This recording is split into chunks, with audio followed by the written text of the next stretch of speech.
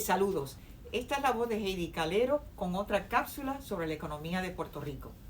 No olviden, aquellos de ustedes que les gusten nuestras cápsulas, de ir a YouTube y darle like a nuestras cápsulas para que sigan recibiéndolas y reciban notificaciones sobre estos interesantes análisis. Hoy vamos a hablar de un tema que está muy sobre la mesa, que es el aumento en salario mínimo federal que ha propuesto el presidente Biden en Estados Unidos. La pregunta es, ¿puede Puerto Rico realmente pagar un aumento en salarios en este momento en que la economía está en bancarrota? Hemos estado en una depresión, ya no es recesión, depresión económica hace ya casi 14 años que vamos para esto. Y en tercer lugar, cuando tenemos todavía una actividad económica y una pandemia que no nos ha permitido salir, al igual que el mundo entero, salir de este entuerto de una economía que está prácticamente bajita. Veamos entonces cuál es el contexto de un salario mínimo federal que fue hecho más bien para la estructura de la economía de Estados Unidos, no la de Puerto Rico, por supuesto. Veamos en esta gráfica cuál es la comparación de la mediana de salario en Puerto Rico, que la tenemos aquí desde el 2006, cuando era $8.54, comparado con $14.61 en Estados Unidos. Lo que están viendo en estas columnas verdes es el porciento de lo que es la mediana de Puerto Rico comparado con la mediana de salario en Estados Unidos. Mediana lo que quiere decir es lo que está más cerca del centro en una distribución de salarios. El promedio, por ejemplo, pues puede estar afectado de cifras muy altas en salario con cifras muy bajas. Sin embargo, la mediana es que trata de recoger todo lo que esté más cercano al medio, al centro de esa distribución, así que en ese sentido es mucho más representativa. Veamos que en Estados Unidos siguió creciendo esa mediana hasta la última cifra oficial que tenemos, que es del 2019, está en $19.14. Creo que a marzo del 2020 ya había sobrepasado los $20, pero no tenemos la información para hacer la comparación. Y en Puerto Rico estaba en $10.13, es decir, que estamos en un 53% de esta mediana. Hablar en Estados Unidos de un aumento a $15 el mínimo, cuando la mayoría de la gente está en una mediana de $19.14, vamos, no le va a hacer mucha cosquilla, excepto quizás a los que están en servicio de comida rápida, esas tienditas pequeñas, que a lo mejor están pagando $7.25 la hora. Pero en términos generales, la economía de Estados Unidos está pagando mucho más que esos $15. Pero no la de Puerto Rico. ¿Cuánta gente hay debajo de esta mediana de $10.13?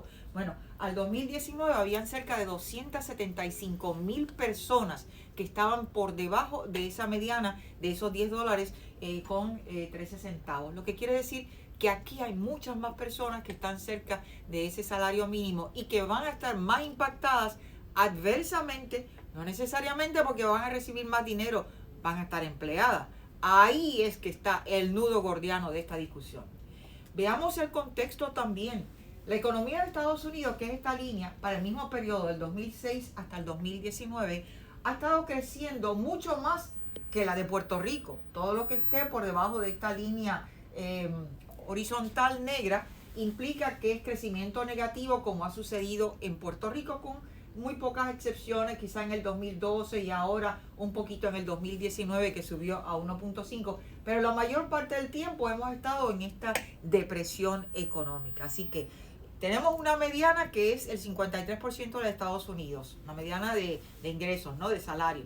Y tenemos una economía que está francamente todavía en una recesión, casi depresión económica, que todavía realmente no ha despegado, ni después del huracán María en el 2017, ni de los terremotos en enero del 2020, ni de la pandemia que empezó aquí en Puerto Rico con un lockdown en marzo del 2020.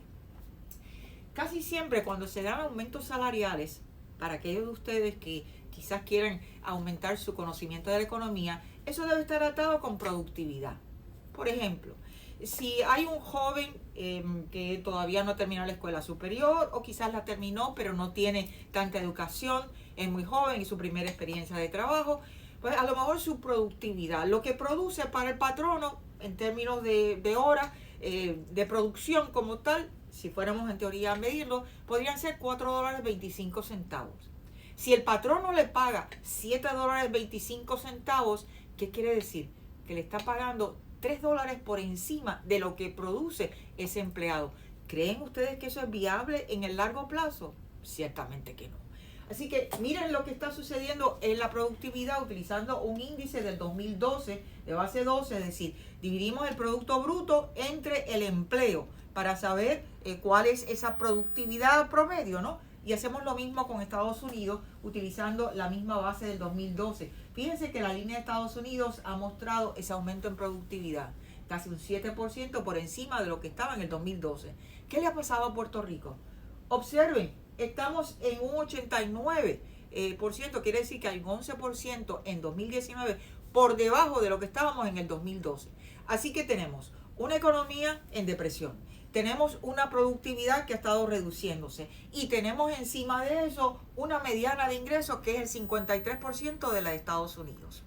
Y encima de eso, miren ustedes el mercado laboral de Puerto Rico. Tenemos, sí, había aumentado el desempleo a 16.3 allá para el 2010, fiscal 2010, cuando en realidad entró en vigor ese nuevo salario mínimo, que de paso empezó en el 2006 con $5.15 y fue aumentando 70 centavos en el 2007, en el 2008, en el 2009, hasta llegar en julio del 2009 a $7.25. Así que fue gradual, 70 centavos por año. De aquí que estamos hablando, para qué aumento en términos de salario. Y fíjense cómo la participación laboral en Puerto Rico es apenas un 40%. Es decir, que hay cerca de un 60% que no está participando en este mercado laboral. Saben ustedes, en Estados Unidos es un 66% que están participando. Apenas un 37% no está participando. Otra vez el desfase en este contexto.